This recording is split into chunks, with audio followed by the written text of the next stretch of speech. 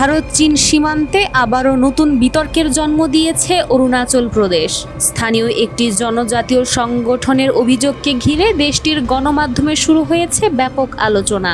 অভিযোগে বলা হয়েছে, সীমান্তবর্তী কয়েকটি এলাকায় চীনের পিপলস লিবারেশন আর্মি PLA স্থায়ী অবকাঠামো নির্মাণ করেছে এবং সেখানে স্থানীয়দের প্রবেশে বাধা দিচ্ছে। তবে এই দাবির স্বাধীন যাচাই এখনও সম্ভব হয়নি। প্রতিবেদন অনুযায়ী অরুণাচল প্রদেশের আপার সুবনসিরি জেলার কিছু বাসিন্দা দাবি করছেন, গত কয়েক বছর ধরে তারা নিজেদের ঐতিহ্যগত চাষাবাদ, পশুচারণ ও শিকার কার্যক্রম চালাতে পারছেন না। তাদের অভিযোগ, সীমান্ত সংলগ্ন এলাকায় চীনা বাহিনীর উপস্থিতি বেড়ে যাওয়ায় এই পরিস্থিতির সৃষ্টি হয়েছে। অন্যদিকে ভারতের সেনাবাহিনী এসব অভিযোগ অস্বীকার করেছে। তাদের বক্তব্য, ভারতীয় ভূখণ্ডে চীনের স্থায়ী ঘাঁটি গড়ে তোলার খবর সঠিক নয় এবং এ ধরনের প্রতিবেদন বিভ্রান্তিকর। মূলত অরুণাচল প্রদেশকে ঘিরে ভারত ও চীনের বিরোধ বহু দশকের। ভারত ম্যাকমোহন লাইনকে কার্যকর সীমান্ত হিসেবে স্বীকৃতি দিলেও বেইজিং তা মানে না। চীনের দাবি, অরুণাচল প্রদেশ তাদের ভাষায় দক্ষিণ তিব্বতের অংশ। অন্যদিকে নয়াদিল্লি স্পষ্টভাবে জানিয়ে আসছে, অরুণাচল ভারতের অবিচ্ছেদ্য ও সার্বভৌম ভূখণ্ড। বিশ্লেষকদের মতে, সীমান্তে অবকাঠামো নির্মাণ, টহল বৃদ্ধি এবং পাল্টাপাল্টি দাবি সব মিলিয়ে এই অঞ্চল এখনও দুই দেশের অন্যতম স্পর্শকাতর বিরোধপূর্ণ এলাকা। ফলে এমন যে কোনো নতুন অভিযোগ সহজেই কূটনৈতিক উত্তেজনা বাড়িয়ে তুলতে পারে। এখন প্রশ্ন একটাই, এটি কি শুধুই সীমান্তবর্তী স্থানীয়দের অভিযোগ, নাকি ভারত চীন সম্পর্কের নতুন একটি বড় সংকটের ইঙ্গিত? সেই উত্তরই এখন খুঁজছে আন্তর্জাতিক মহল।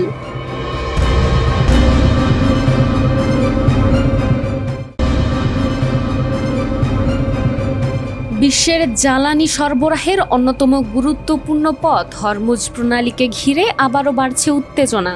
বিভিন্ন প্রতিবেদনে দাবি করা হচ্ছে, এই কৌশলগত জলপথে নতুন একটি নৌ করিডর চালুর উদ্যোগকে কেন্দ্র করে ইরান কঠোর অবস্থান নিয়েছে। ফলে মধ্যপ্রাচ্যের নিরাপত্তা পরিস্থিতি নিয়ে নতুন করে উদ্বেগ দেখা দিয়েছে। প্রতিবেদন অনুযায়ী, তেহরানের অনুমোদন ছাড়া নির্ধারিত পথের বাইরে কোনো জাহাজ চলাচল করলে তা ঝুঁকির মুখে পড়তে পারে বলে সতর্ক করেছে ইরানের নৌবাহিনী। ইরানের দাবি, হরমুজ প্রণালীতে যে কোনো নতুন নৌপথ বা চলাচলের ক্ষেত্রে তাদের সঙ্গে সমন্বয় থাকা জরুরি। এই ঘোষণা এমন সময় এলো যখন সাম্প্রতিক সপ্তাহগুলোতে হরমুজ নিয়ে বাণিজ্যিক জাহাজ চলাচলে কিছুটা স্বাভাবিক হওয়ার ইঙ্গিত মিলছিল। তবে নতুন এই সতর্ক বার্তার পর আন্তর্জাতিক জ্বালানি বাজারে আবারও অনিশ্চয়তা তৈরি হয়েছে বলে বিশ্লেষকদের ধারণা।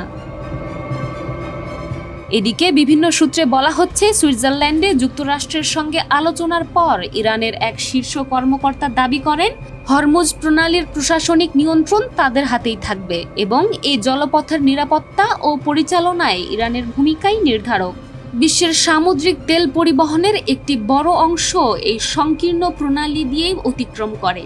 সৌদি আরব, ইরাক, কাতার সহ উপসাগরীয় দেশগুলোর বিপুল পরিমাণ তেল ও গ্যাস আন্তর্জাতিক বাজারে পৌঁছায় এই রুট ব্যবহার করেই। ফলে এখানে সামান্য উত্তেজনাও বৈশ্বিক জ্বালানি বাজার ও অর্থনীতিতে বড় প্রভাব ফেলতে পারে। বিশ্লেষকদের মতে, হরমুজ প্রণালী শুধু একটি নৌপথ নয়, এটি এখন বিশ্ব রাজনীতির অন্যতম গুরুত্বপূর্ণ কৌশলগত কেন্দ্রবিন্দু। তাই ইরান ও পশ্চিমা দেশগুলোর মধ্যে এই নতুন টানাপোড়েন শেষ পর্যন্ত কোন দিকে গড়ায়, সেদিকেই নজর রাখছে পুরো বিশ্ব।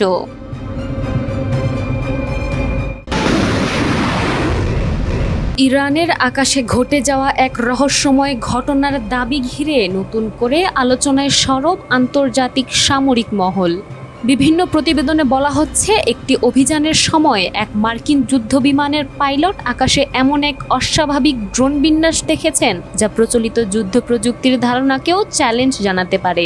পাইলটের দাবি, অসংখ্য ড্রোন এমন নিখুঁত সমন্বয়ে উড়ছিল যে দূর থেকে সেগুলো দেখতে বিশাল এক জেলিফিশের মতো মনে হচ্ছিল।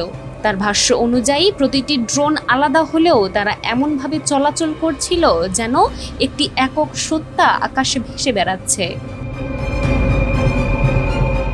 প্রতিবেদন অনুযায়ী, এই ঘটনার কিছুক্ষণ পরেই মার্কিন যুদ্ধবিমানটি ভূপাতিত হয়। ইজেক্ট করার আগে পাইলট রেডিও বার্তায় জানান, চারপাশের আকাশ ড্রোনে ভরে গেছে এবং পরিস্থিতি দ্রুত নিয়ন্ত্রণের বাইরে চলে যাচ্ছে। পরে উদ্ধার হওয়ার পরও তিনি একই বক্তব্যে অটল ছিলেন বলে দাবি করা হয়। তবে এই ঘটনার সত্যতা নিয়ে মতভেদ রয়েছে। মার্কিন গোয়েন্দা সংস্থার কিছু কর্মকর্তা মনে করছেন যুদ্ধের চাপ বা দুর্ঘটনার অভিঘাতের কারণে পাইলট বিভ্রমে ভুগে থাকতে পারেন, তাই তার বর্ণনাকে নিশ্চিত তথ্য হিসেবে গ্রহণ করার আগে আরও তদন্তের প্রয়োজন রয়েছে। অন্যদিকে প্রতিরক্ষা বিশ্লেষকদের একটি অংশ বলছেন, যদি এই দাবি সত্য প্রমাণিত হয় তাহলে এটি হতে পারে উন্নত ড্রোন সোয়ার্ম প্রযুক্তির নতুন উদাহরণ। এমন প্রযুক্তিতে কৃত্রিম বুদ্ধিমত্তার মাধ্যমে অসংখ্য ড্রোন একসঙ্গে সমন্বিতভাবে অভিযান চালাতে পারে, যা ভবিষ্যতের যুদ্ধ কৌশলে বড় পরিবর্তন আনতে সক্ষম। বিশ্লেষকদের মতে সাম্প্রতিক বছরগুলোতে ইরানের ড্রোন সক্ষমতা উল্লেখযোগ্যভাবে বৃদ্ধি পেয়েছে। তবে এই রহস্যময় ঘটনার সঙ্গে সেই প্রযুক্তির সরাসরি সম্পর্ক রয়েছে কিনা তা এখনো স্বাধীনভাবে নিশ্চিত করা যায়নি। এখন সবচেয়ে বড় প্রশ্ন, পাইলটের দেখা সেই জেলিফিশ কি সত্যি নতুন প্রজন্মের কোনো ড্রোন প্রযুক্তির ইঙ্গিত, নাকি যুদ্ধক্ষেত্রের চরম চাপের মধ্যে তৈরি হওয়া এক বিভ্রম? উত্তর এখনো অজানা। তবে এই দাবি বিশ্বজুড়ে ড্রোন যুদ্ধের ভবিষ্যৎ এবং আধুনিক সামরিক প্রযুক্তি নিয়ে নতুন করে বিতর্কের জন্ম দিয়েছে।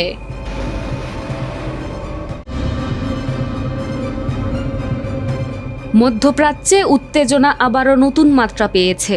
বিভিন্ন প্রতিবেদনে দাবি করা হচ্ছে যুক্তরাষ্ট্রের সাম্প্রতিক সামরিক অভিযানের জবাবে বাহরাইনে অবস্থিত মার্কিন স্বার্থ সংশ্লিষ্ট স্থাপনাগুলোকে লক্ষ্য করে ড্রোন হামলা চালিয়েছে ইরান। তবে এই দাবির স্বাধীন যাচাই এখনও প্রকাশ্যে আসেনি। ইরানের পররাষ্ট্র মন্ত্রণালয়ের ভাষ্য অনুযায়ী তাদের ভূখণ্ডে সংঘটিত মার্কিন হামলার প্রতিক্রিয়াতেই এই পদক্ষেপ নেওয়া হয়েছে এবং এটিকে তারা আত্মরক্ষামূলক ব্যবস্থা হিসেবে বর্ণনা করেছে। অন্যদিকে যুক্তরাষ্ট্রের দাবি ছিল হরমুজ প্রণালীতে বাণিজ্যিক জাহাজের নিরাপত্তা ইস্যুর প্রেক্ষাপটেই তাদের আগের সামরিক অভিযান পরিচালিত হয়েছিল। এদিকে হরমুজ প্রণালীকে ঘিরেও উত্তেজনা বাড়ছে।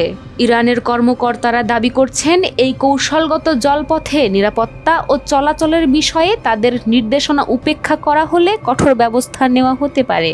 বিশ্লেষকদের মতে বিশ্বের গুরুত্বপূর্ণ জ্বালানি পরিবহন রুট হওয়ায় হরমুজকে ঘিরে যে কোনো উত্তেজনাই আন্তর্জাতিক বাজারে বড় প্রভাব ফেলবে। অন্যদিকে লেবানন ইসরায়েল সীমান্ত পরিস্থিতি এবং সম্ভাব্য যুদ্ধবিরতি নিয়েও ভিন্নমুখী অবস্থান দেখা যাচ্ছে। বিভিন্ন প্রতিবেদনে বলা হয়েছে সংশ্লিষ্ট সব পক্ষ এখনও কোনো স্থায়ী সমাধানে পৌঁছাতে পারেনি। এমন পরিস্থিতিতে যুক্তরাষ্ট্রের সামরিক ও রাজনৈতিক নেতৃত্ব ইরানকে সতর্কবার্তা দিয়েছে। জবাবে ইরানের শীর্ষ পর্যায়ের কর্মকর্তারাও কঠোর বক্তব্য দিয়েছেন, ফলে দুই পক্ষের পাল্টাপাল্টি বার্তায় উত্তেজনা আরও বেড়েছে। এখন সবচেয়ে বড় প্রশ্ন, এই পাল্টাপাল্টি হুঁশিয়ারি কি নতুন সংঘাতের দিকে এগিয়ে নিয়ে যাবে, নাকি কূটনৈতিক আলোচনার মাধ্যমে পরিস্থিতি আবারও নিয়ন্ত্রণে আসবে? উত্তর এখনো স্পষ্ট নয়। তবে একটি বিষয় নিশ্চিত, মধ্যপ্রাচ্যের প্রতিটি নতুন ঘটনাই শুধু আঞ্চলিক নয়, বৈশ্বিক নিরাপত্তা ও জ্বালানি বাজারের জন্য গুরুত্বপূর্ণ হয়ে উঠছে।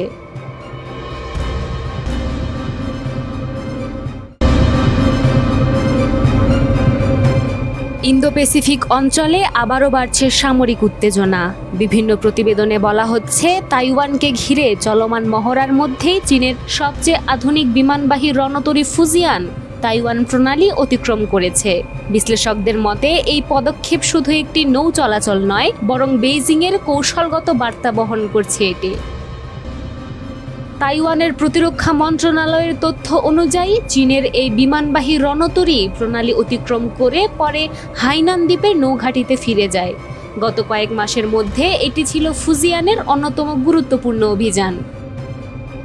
ঘটনাটি এমন সময় ঘটেছে যখন তাইওয়ান 5 দিন ব্যাপী একটি সামরিক প্রস্তুতি মহড়া চালাচ্ছিল। এই মহড়ার লক্ষ্য ছিল সম্ভাব্য আকস্মিক হামলার ক্ষেত্রে কত দ্রুত প্রতিরক্ষা ব্যবস্থা সক্রিয় করা যায় সেই সক্ষমতা যাচাই করা। অন্যদিকে বেইজিং বরাবরের মতোই এই মহড়ার সমালোচনা করছে। আলোচনার কেন্দ্রে থাকা ফুজিয়ান চীনের নিজস্ব প্রযুক্তিতে নির্মিত প্রথম সুপার ক্যারিয়ার। এতে রয়েছে অত্যাধুনিক ইলেকট্রোম্যাগনেটিক এয়ারক্রাফট লঞ্চ সিস্টেম, যার মাধ্যমে ভারী যুদ্ধবিমান, উন্নত ড্রোন এবং আরও সক্ষম যুদ্ধবিমান দ্রুত উৎক্ষেপণ করা সম্ভব। সামরিক বিশ্লেষকদের মতে তাইওয়ান প্রণালীতে এই উপস্থিতির মাধ্যমে বেইজিং আবারও জানিয়ে দিতে চাইছে যে তাইওয়ান ইস্যুতে তারা তাদের অবস্থান থেকে সরে আসছে না। একই সঙ্গে ইন্দো প্যাসিফিক অঞ্চলে যুক্তরাষ্ট্র ও তার মিত্রদের ক্রমবর্ধমান উপস্থিতির মধ্যেও নিজেদের সামরিক সক্ষমতা প্রদর্শনের চেষ্টা করছে চীন। এখন প্রশ্ন একটাই, এই শক্তি প্রদর্শন কি কেবল নিয়মিত সামরিক তৎপরতা, নাকি এটি ভবিষ্যতের আরও বড় কৌশলগত উত্তেজনার পূর্বাভাস? সেই উত্তরই এখন খুঁজছে আন্তর্জাতিক মহল।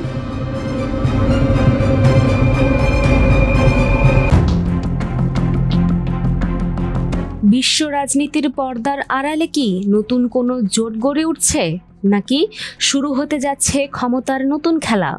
দীর্ঘ 7 বছর পর একটি সফর ঘিরে এখন উত্তেজনায় টগবগ করছে পুরো বিশ্ব। কারণ উত্তর কোরিয়ায় যাচ্ছেন চীনের প্রেসিডেন্ট শি জিনপিং। আর সময়টা মোটেও সাধারণ নয়। মাত্র কয়েক সপ্তাহ আগেই বেইজিংয়ের একই টেবিলে বসেছিলেন ডোনাল্ড ট্রাম্প এবং ভ্লাদিমির পুতিন। এরপরই হঠাৎ পিয়ংইয়ং সফরের সিদ্ধান্ত। কিন্তু কেন?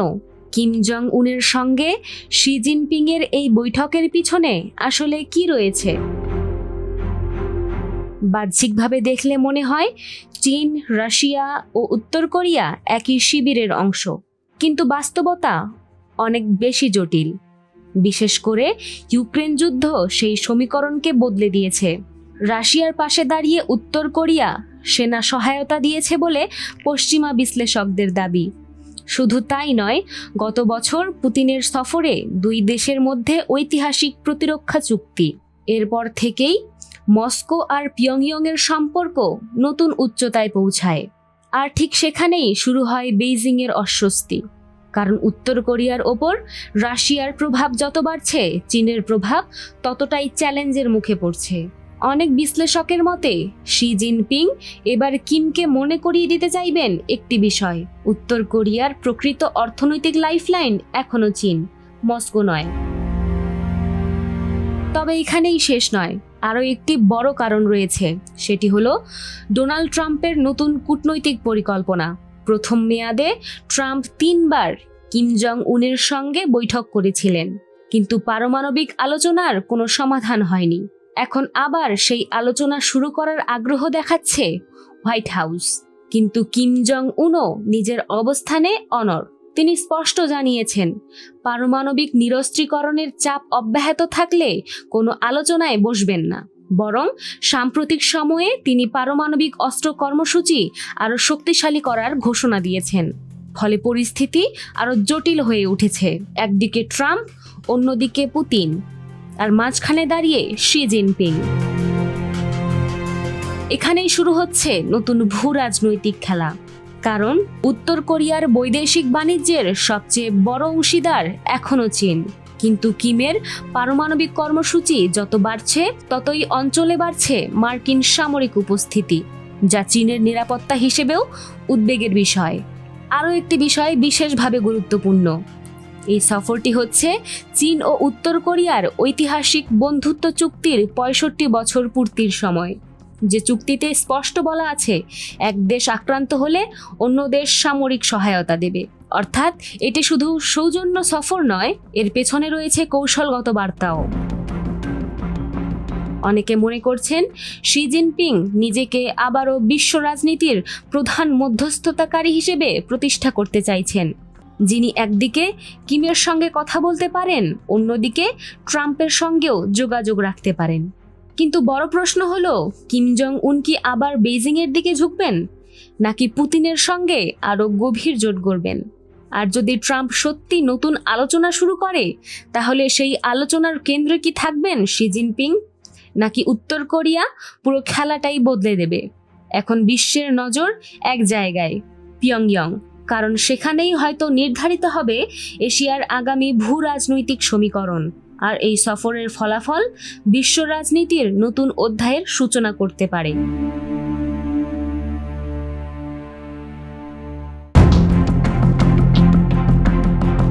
ইউক্রেন যুদ্ধ কি শেষের পথে, নাকি এটি কেবল একটি নতুন কূটনৈতিক নাটকের শুরু? কারণ যুদ্ধক্ষেত্রে গোলাগুলি থামেনি, কিন্তু এবার সরাসরি ভ্লাদিমির পুতিনের দরজায় কড়া নাড়লেন ইউক্রেনের প্রেসিডেন্ট ভলোদিমির জেলেনস্কি। বিশ্বের নজর এখন মধ্যপ্রাচ্যে। ইরান সংকট, হরমুজ প্রণালী আর নতুন ভূরাজনৈতিক উত্তেজনার কারণে ইউক্রেন যুদ্ধ অনেকটাই আড়ালে চলে গেছে।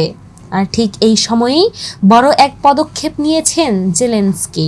রুশ প্রেসিডেন্ট পুতিনের কাছে পাঠিয়েছেন দীর্ঘ এক খোলা চিঠি, যেখানে তিনি সরাসরি বৈঠকে বসে যুদ্ধের সমাধান খোঁজার আহ্বান জানিয়েছেন। জেলেনস্কির বার্তা ছিল পরিষ্কার: ইউরোপের যুদ্ধ আবার বিশ্বের প্রধান আলোচনায় ফিরে আসার অপেক্ষা করা ভুল হবে, বরং এখনই আলোচনার টেবিলে বসতে হবে। আর সেই বৈঠকের জন্য তিনি প্রস্তাব করেছেন সুইজারল্যান্ড কিংবা তুরস্কের মতো নিরপেক্ষ দেশকে। কিন্তু ক্রেমলিনের জবাবও ছিল তাৎপর্যপূর্ণ। মস্কো বলেছে, বৈঠক করতে চাইলে জেলেনস্কি নিজেই রাশিয়ায় আসতে পারেন। অর্থাৎ আলোচনা নিয়ে আগ্রহ দেখালেও নিজেদের অবস্থান থেকে এক চুলো সরতে রাজি নয় পুতিন। এবার আসে আরও বড় শর্ত। পুতিন জানিয়েছেন তিনি যুদ্ধ শেষ করতে প্রস্তুত, তবে তার জন্য ইউক্রেনকে কিছু ছাড় দিতে হবে। বিশেষ করে রাশিয়ার নিয়ন্ত্রণে থাকা 4টি অঞ্চল নিয়ে কিয়েভকে বাস্তবতা মেনে নিতে হবে। পুতিনের দাবি, ডোনাল্ড ট্রাম্পের প্রস্তাবিত শান্তি পরিকল্পনার ভিত্তিতে আলোচনা এগোলে দ্রুত সমাধান সম্ভব। অন্যদিকে ইউক্রেনের অবস্থান এখনও কঠোর। তারা বহুবার বলেছে ভূখণ্ড ছেড়ে দিয়ে কোনো শান্তি চুক্তি করবে না। ফলে দুই পক্ষই শান্তির কথা বলছে, কিন্তু শান্তির সংজ্ঞা দুই দেশের কাছে সম্পূর্ণ আলাদা। এই পরিস্থিতিতে নতুন করে মুখ খুলেছেন মার্কিন প্রেসিডেন্ট ডোনাল্ড ট্রাম্প। তিনি জেলেনস্কি ও পুতিনের সম্ভাব্য বৈঠককে ইতিবাচক বলে মন্তব্য করেছেন। ট্রাম্পের ভাষায়, দুই নেতা যদি মুখোমুখি বসেন তাহলে সেটি যুদ্ধ শেষের পথে বড় অগ্রগতি হতে পারে। তবে তিনি এটাও বলেছেন যে শেষ পর্যন্ত উভয় পক্ষকেই কিছু না কিছু ছাড় দিতে হবে। কিন্তু এখানেই তৈরি হয়েছে নতুন জটিলতা, কারণ ট্রাম্প যখন সমঝোতার কথা বলছেন তখনই মার্কিন প্রতিনিধি পরিষদে রাশিয়ার বিরুদ্ধে নতুন নিষেধাজ্ঞা এবং ইউক্রেনকে সহায়তার পক্ষে একটি বিল পাশ হয়েছে। আরও অবাক করার বিষয়, ট্রাম্পের নিজ দলের কিছু সদস্যও এই বিলের পক্ষে ভোট দিয়েছেন। ফলে প্রশ্ন উঠছে, ওয়াশিংটনের ভেতরেই কি ইউক্রেন ইস্যুতে বিভক্তি তৈরি হয়েছে? আর এই পরিস্থিতিকে পুতিন কিভাবে দেখছেন? সব মিলিয়ে পরিস্থিতি এখন অত্যন্ত নাটকীয়। একদিকে জেলেনস্কির শান্তি আহ্বান, অন্যদিকে পুতিনের কঠিন শর্ত, আর মাঝখানে ট্রাম্পের ভিন্ন বার্তা। তাহলে কি সত্যি যুদ্ধ শেষের দিকে এগোচ্ছে, নাকি শান্তি আলোচনার আড়ালে শুরু হয়েছে আরও বড় এক রাজনৈতিক খেলা? সেই উত্তরই খুঁজছে পুরো বিশ্ব।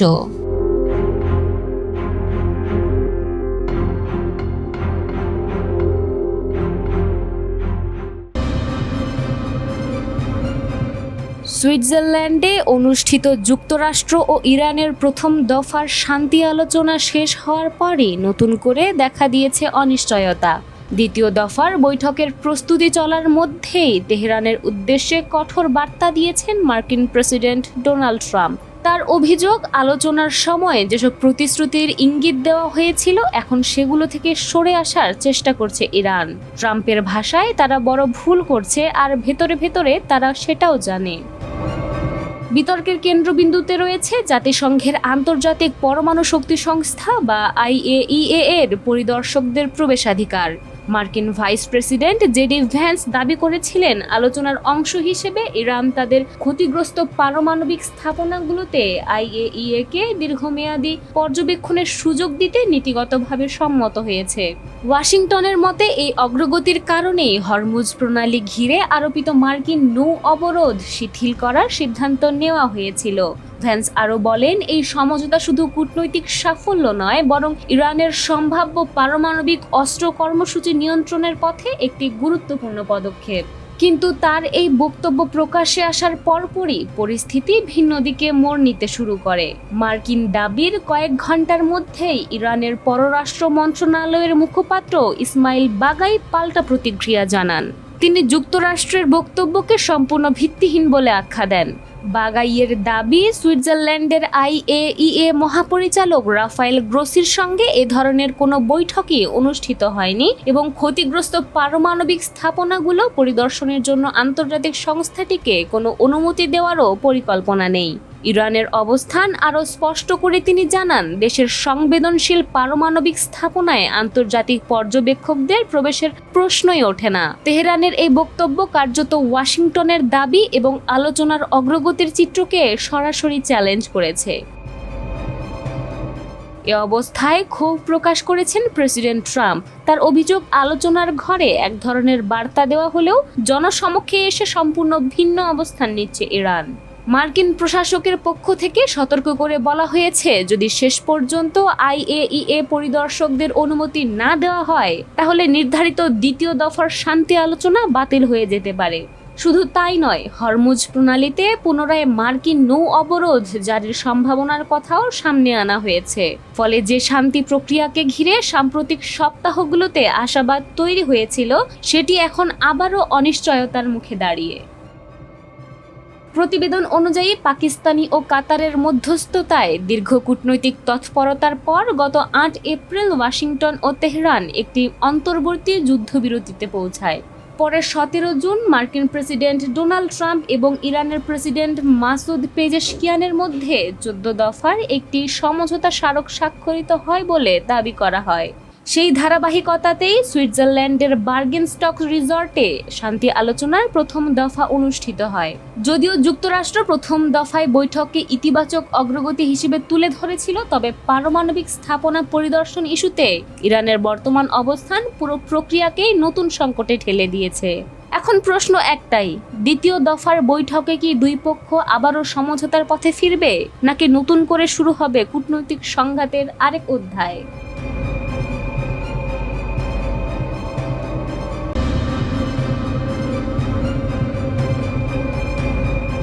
মধ্যপ্রাচ্যের সাম্প্রতিক উত্তেজনার পর এবার নতুন আলোচনায় উঠে এসেছে চীনের ভূমিকা। প্রতিবেদনে বলা হচ্ছে, যুক্তরাষ্ট্র ও ইরানের মধ্যে শান্তি উদ্যোগের পর যুদ্ধবিধ্বস্ত ইরানের পুনর্গঠনে সক্রিয় হতে চাইছে বেইজিং। বিশ্লেষকদের মতে এটি শুধু মানবিক সহায়তার বিষয় নয়, বরং মধ্যপ্রাচ্যে নিজেদের কৌশলগত প্রভাব আরও শক্তিশালী করার দীর্ঘমেয়াদী পরিকল্পনার অংশও হতে পারে। সম্প্রতি উচ্চ পর্যায়ের এক বৈঠকে চীনের পররাষ্ট্রমন্ত্রী ওয়াং ই ইরানের প্রতি অর্থনৈতিক ও কূটনৈতিক সহযোগিতার আশ্বাস দিয়েছেন বলে বিভিন্ন আন্তর্জাতিক গণমাধ্যমে প্রকাশিত হয়েছে। তার বক্তব্য অনুযায়ী আঞ্চলিক স্থিতিশীলতা ফিরিয়ে আনতে চীন গঠনমূলক ভূমিকা রাখতে প্রস্তুত। বিশ্লেষকদের মতে এই আগ্রহের পেছনে অর্থনৈতিক কারণও রয়েছে। ইরান দীর্ঘদিন ধরেই চীনের গুরুত্বপূর্ণ জ্বালানি অংশীদার। মধ্যপ্রাচ্য থেকে বিপুল পরিমাণ অপরিশোধিত তেল আমদানি করে বেইজিং, আর সেই সরবরাহে ইরানের ভূমিকা উল্লেখযোগ্য। তাই ইরানের অর্থনীতি দ্রুত পুনরুদ্ধার হলে চীনের জ্বালানি নিরাপত্তাও আরও শক্তিশালী হবে বলে ধারণা করা হচ্ছে। একই সঙ্গে ত্রাণ, চিকিৎসা সহায়তা এবং পুনর্গঠন প্রকল্পের মাধ্যমে মধ্যপ্রাচ্যে নিজেদের সফট পাওয়ার বাড়ানোর কৌশলও অনুসরণ করছে চীন বলে মনে করছেন আন্তর্জাতিক সম্পর্ক বিশেষজ্ঞরা। তবে এই পথ মোটেও সহজ নয়।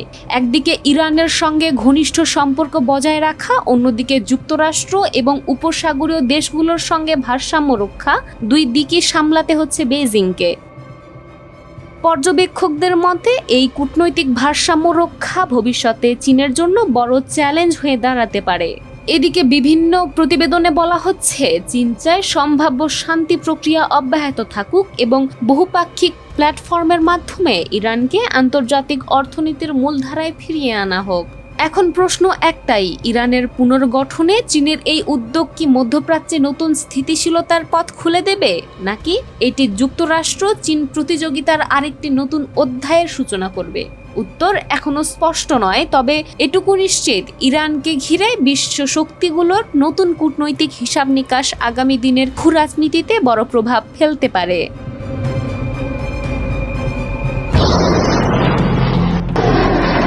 ইরানের কাছে থাকা সমৃদ্ধ ইউরেনিয়াম এখন কোথায়, কতটা আছে, আদৌ কি আগের জায়গাতেই রয়েছে কিনা?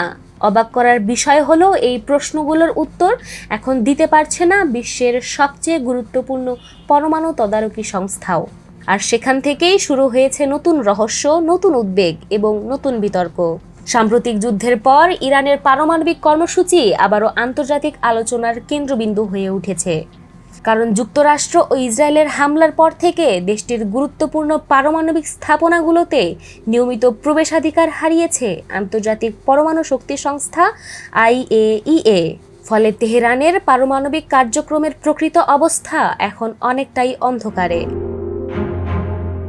ফাঁস হওয়া একটি প্রতিবেদনে বলা হয়েছে, বর্তমানে ইরানের সমৃদ্ধ ইউরেনিয়াম মজুদ সম্পর্কে নির্ভরযোগ্য কোনো তথ্য নেই IAEA এর কাছে। শুধু মজুদের পরিমাণই নয়, সেই ইউরেনিয়াম কোথায় রাখা হয়েছে, কী অবস্থায় আছে, কিংবা এর বর্তমান গঠন কী, এসব বিষয়ও নিশ্চিত করতে পারছে না সংস্থাটি। আর এখানেই তৈরি হয়েছে সবচেয়ে বড় প্রশ্ন। কারণ কোনো দেশের পারমাণবিক কর্মসূচি সম্পর্কে আন্তর্জাতিক পর্যবেক্ষণ কমে গেলে স্বাভাবিকভাবেই সন্দেহ বাড়তে থাকে, বিশেষ করে যখন সেই দেশটি বহু বছর ধরে পারমাণবিক ইস্যুতে বৈশ্বিক বিতর্কের কেন্দ্রবিন্দুতে রয়েছে।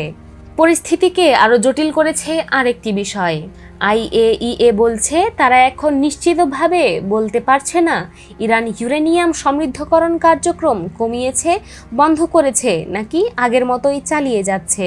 অর্থাৎ বিশ্বের অন্যতম আলোচিত পারমাণবিক কর্মসূচির বর্তমান অবস্থা নিয়ে আন্তর্জাতিক সম্প্রদায় কার্যত ধোঁয়াশার মধ্যে রয়েছে। বিশ্লেষকদের মতে তথ্যের এই ঘাটতি শুধু প্রযুক্তিগত সমস্যা নয়, এটি কূটনৈতিক এবং নিরাপত্তাগত উদ্বেগও তৈরি করছে। কারণ যখন তথ্য থাকে না তখন গুজব বাড়ে, আর গুজব যখন পারমাণবিক কর্মসূচিকে ঘিরে হয় তখন তার প্রভাব পুরো অঞ্চলের নিরাপত্তার উপর পড়তে পারে। এদিকে IAEA স্পষ্ট জানিয়ে দিয়েছে পরিস্থিতি স্বাভাবিক করতে ইরানের পূর্ণ সহযোগিতা প্রয়োজন। পরিদর্শকদের প্রবেশাধিকার পুনরায় নিশ্চিত না হলে দেশটির পারমাণবিক কর্মসূচির প্রকৃত চিত্র জানা সম্ভব নয় বলে মনে করছে সংস্থাটি। তবে এখানেই থামছে না আলোচনা। কারণ বিশ্বের সাম্প্রতিক সময়ের ইরানের শীর্ষ পর্যায়ের কয়েকজন নেতা এমন বক্তব্য দিয়েছেন যা নতুন করে বিতর্কের জন্ম দিয়েছে। তারা বলেছেন প্রয়োজন হলে দেশটি আরও কঠোর সিদ্ধান্ত নিতে পারে। আর সে কারণেই আন্তর্জাতিক অঙ্গনে নতুন প্রশ্ন উঠছে। তাহলে কি ইরানের পারমাণবিক সক্ষমতা আগের চেয়ে আরও এগিয়ে গেছে, নাকি এটি কেবল রাজনৈতিক চাপ তৈরির একটি কৌশল? আর সবচেয়ে গুরুত্বপূর্ণ প্রশ্ন, যখন আন্তর্জাতিক পরিদর্শকরাই নিশ্চিত নন যে ইরানের ইউরেনিয়াম কোথায় এবং কী অবস্থায় রয়েছে, তখন তেহরানের পারমাণবিক কর্মসূচি আসলে কতদূর এগিয়েছে? এই প্রশ্নগুলোর উত্তর এখনও অজানা। কিন্তু একটি বিষয় নিশ্চিত, ইরানকে ঘিরে পারমাণবিক রহস্য যত বাড়বে, মধ্যপ্রাচ্যের উত্তেজনাও তত বাড়তে থাকবে। আর সেই রহস্যের পর্দা কবে উঠবে, সেটি এখন পুরো বিশ্বের নজরের কেন্দ্রবিন্দু।